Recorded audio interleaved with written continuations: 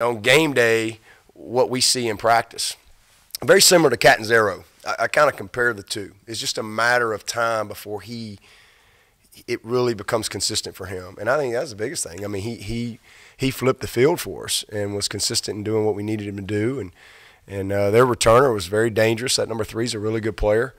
But we covered well up there at BC. Outside of a couple of not great punts, we ran behind the returner on the return, the one touchdown that they had. We just ran behind the guy, and so we netted it up.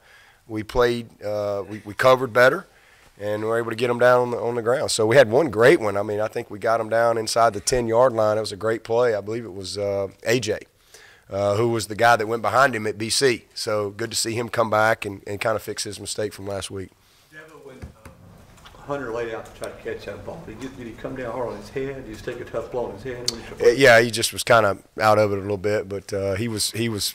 They kind of kept him down. He was trying to get up and was talking, and he was, begging to let him get up, but they were just checking, make sure his neck, and just, I mean, they have to take a lot of precaution. But I even asked when he was getting married, and he said April 13th. So his wife Cammie will be happy to know. So yeah, he was good at halftime. He was good after the game, but like I said, they'll do their evaluation of him and let me know tomorrow where he is.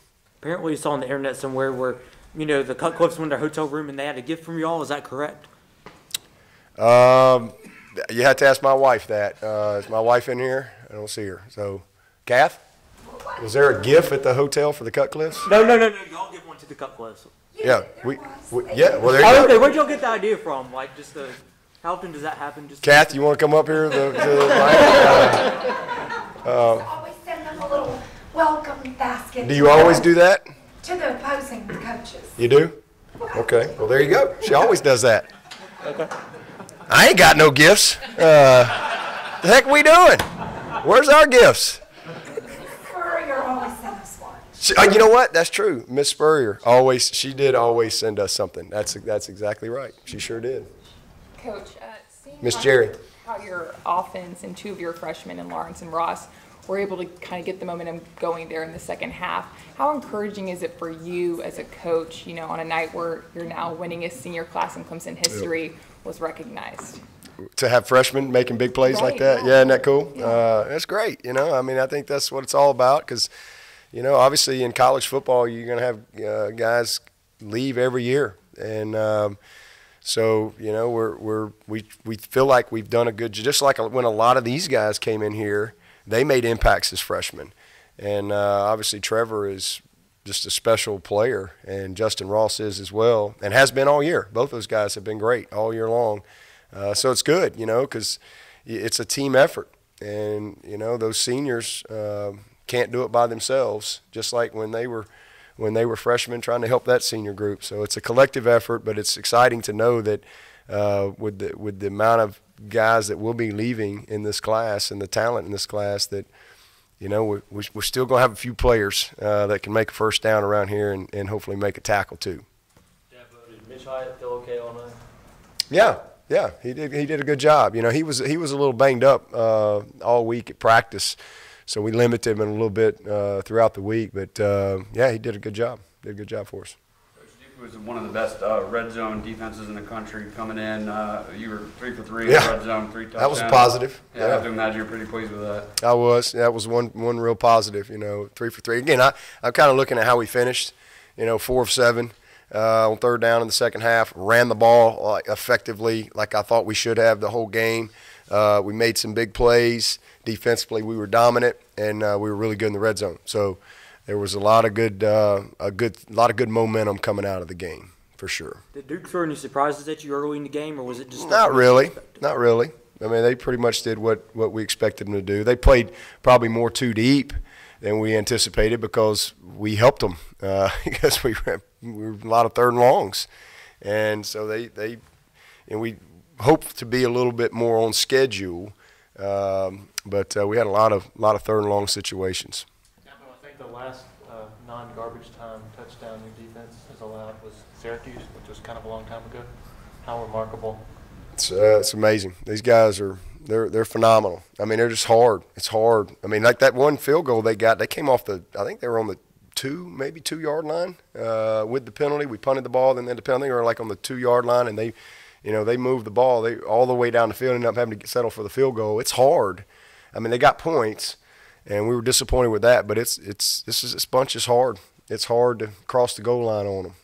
Even when you get down in there was a couple other times where they got down there and in really good field position with first down situations, and we came up with a play. We knocked them back. We got a sack, and they're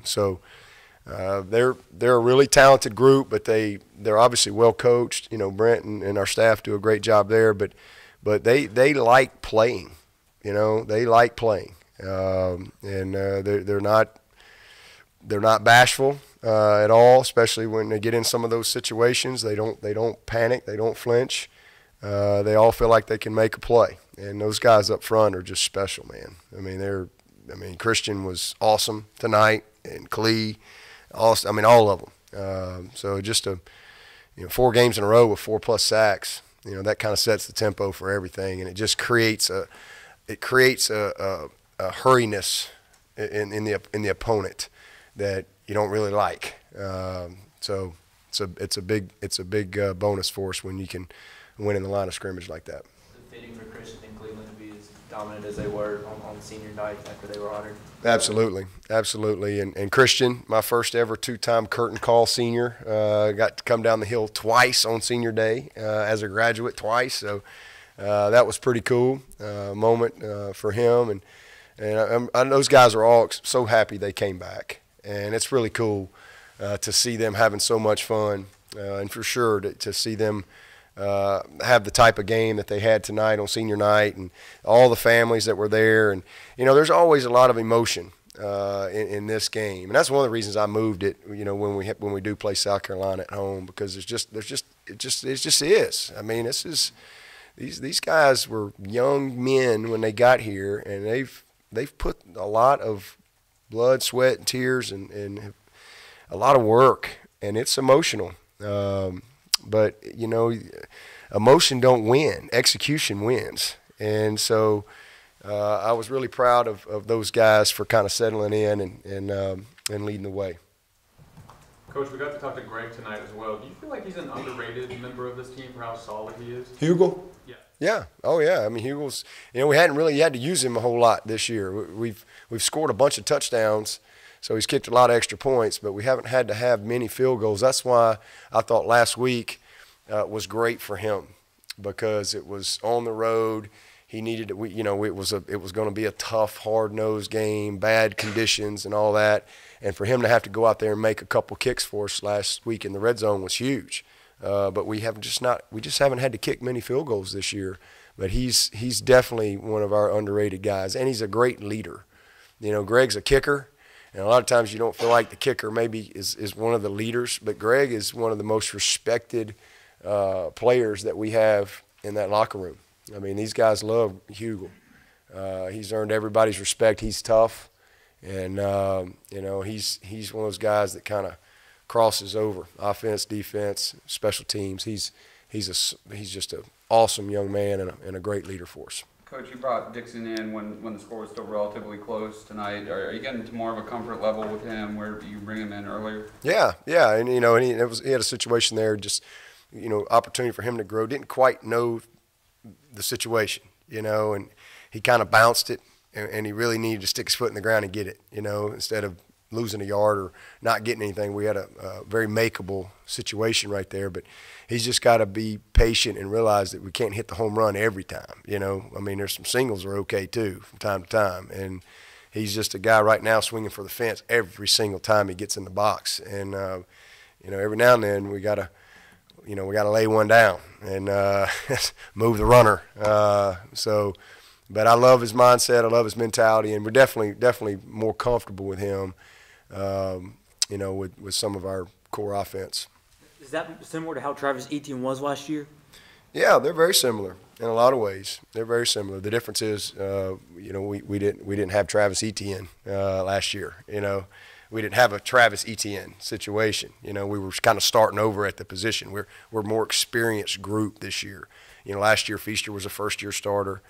Adam was kind of getting back going, and obviously Travis was a true freshman. So this is just a different group, man. Feaster's got experience. Travis is you know, just special, and Adam has had a great year for us. He's had a great year. So just a different makeup to the room as opposed to where we were last year. All right. Thank you, Coach. All right, guys. Thank y'all.